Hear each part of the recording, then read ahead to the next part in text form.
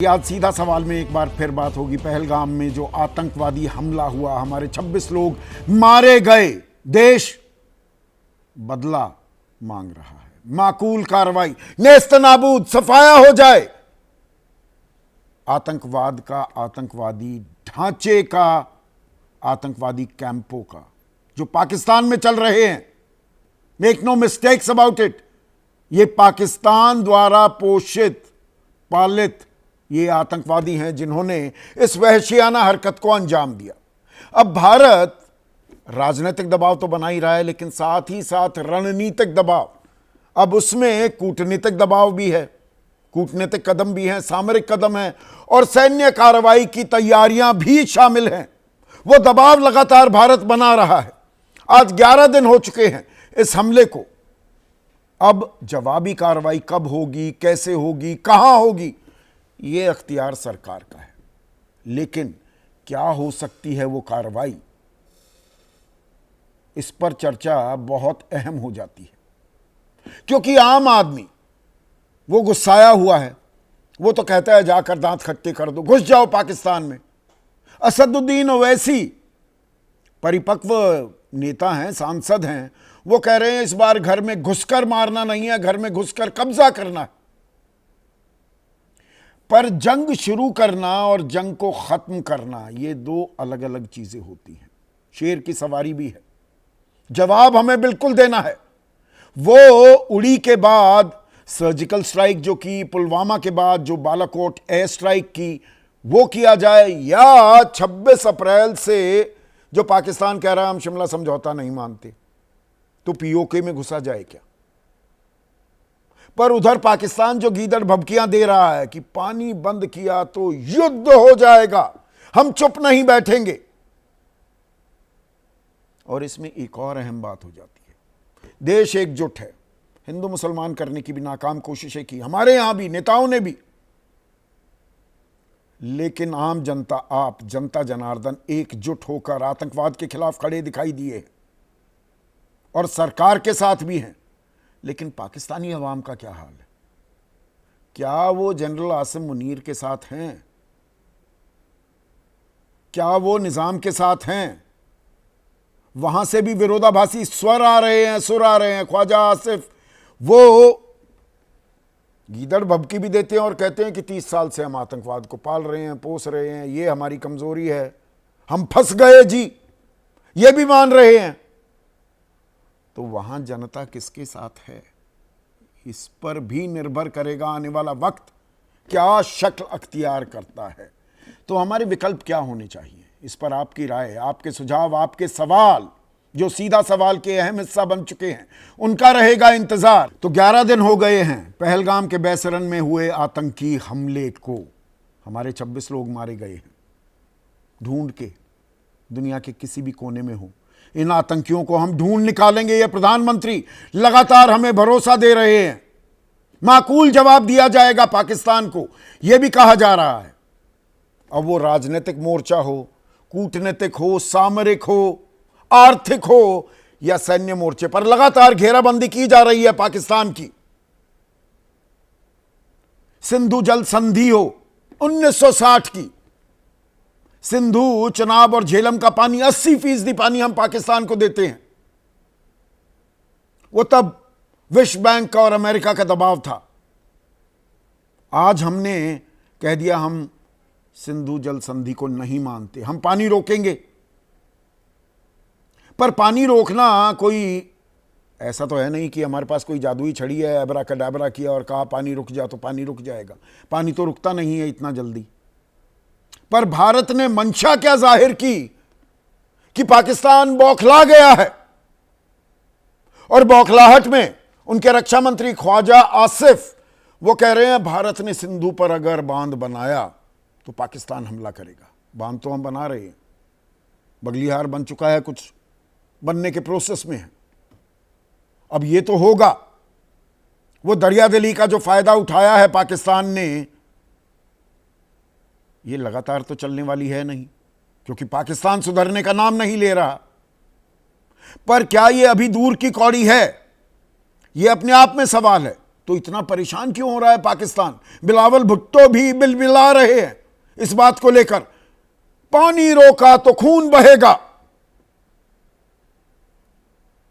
पानी रोक देना भी आक्रामकता का एक रूप है। आक्रामकता सिर्फ तोप या गोलियां चलाने से नहीं होती। अपनी आक्रामकता को पाकिस्तान भूल रहा है। ये किसे, कौन भेज रहा है इन आतंकियों को? ब्लीडिंग इंडिया बाय 1000 कट्स, 100 साल का युद्ध करेंगे। हम तो अलग हैं, हमारी बोली अलग, भाषा अलग, हमारे पहनावा अलग, हमारी सोच अलग, हमारी विचारधारा अलग। 15 अप्रैल को कौन कह रहा था?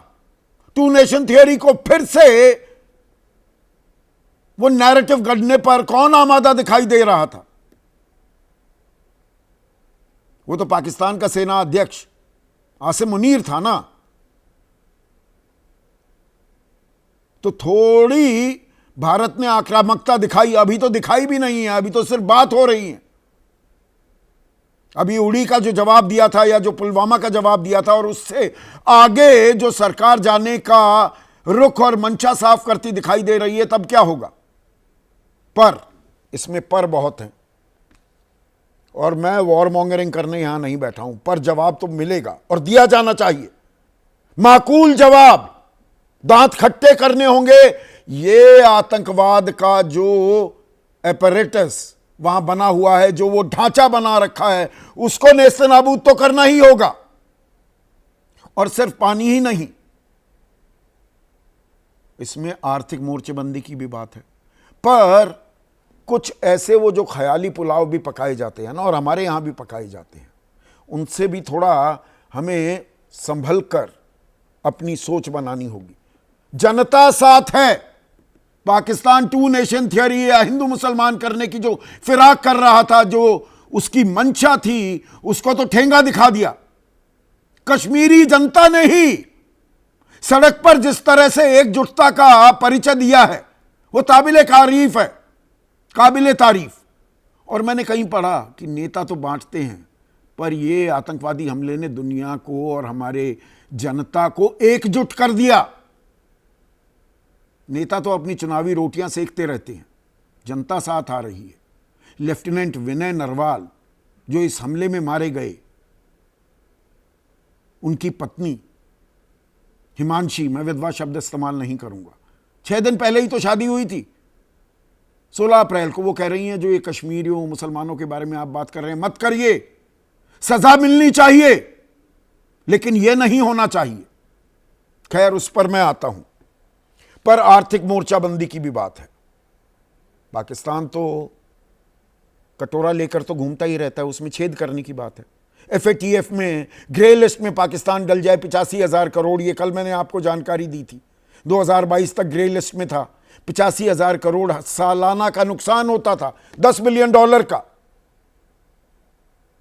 और जो इंटरनेशनल मॉनेटरी फंड, अंतर्राष्ट्रीय मुद्रा कोष, जो उन्हें 59,000 करोड़ रुपए देने का वादा कर चुका है, उसकी किस्त जुलाई 2024 से चल रही है, उन्हें रोक दो। 1.5 लाख करोड़ रुपए पाकिस्तान को नहीं मिले, बिलबिला उठेगा, तड़प जाएगा। पर ऐसे में हमारे यहां भी जो कहा जाता है अब आयात निर्यात बंद पाकिस्तान के लिए,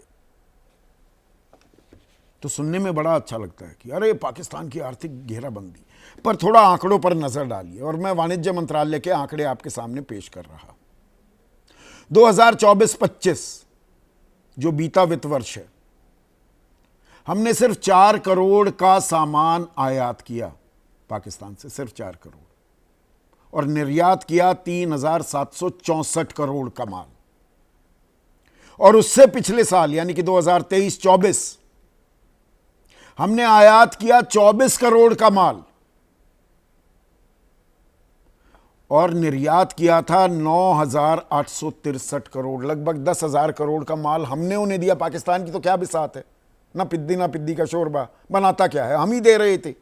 तो नुकसान हमें होगा, पर कई बार नुकसान भी झेलना होता है जब देश की अस्मिता का सवाल हो, जब हमारे अपने मारे गए हों, हम ये नुकसान झेल सकते हैं। पर मैं फिर से पर कह रहा हूं, ये जो हम हवाई ख्वाब जो बुनने लगते हैं उनकी हकीकत भी हमारे सामने आनी चाहिए। हमें पता होना चाहिए पाकिस्तान से हम लेते क्या हैं, थोड़े मसाले, स्पाइसेस, थोड़े से फल, वो ड्राई फ्रूट या ताज़े फल। नहीं मिलेगा हमें कोई फ़र्क नहीं पड़ता, पाकिस्तान को भी क्या फ़र्क पड़ेगा। पाकिस्तान का वो जगुलर वेन की जो बात करता है ना, वो नस हमें दबानी होगी। वो नस दबाने के तरीके क्या हैं, इन पर हमें गौर करने की ज़रूरत है। और लिमिटेड वॉर करेंगे, पिन पॉइंटेड अटैक करेंगे, या लंबा युद्ध भी हम कर सकते हैं क्या? यह सवाल मैं इसलिए पूछ रहा हूं क्योंकि आज standard and poor rating agency है, इसकी रेटिंग्स को लेकर सरकार कई बार बताती है, शान भी बघारती है कि भाई देखिए दुनिया हमें किस तरह से आंक रही है। तो स्टैंडर्ड एंड पुअर ने भारत की जो सकल घरेलू उत्पाद है, हमारी विकास दर, आसान भाषा में कहूं ग्रोथ रेट, उसे 0.2% घटाकर अब 6.3% कर दिया है।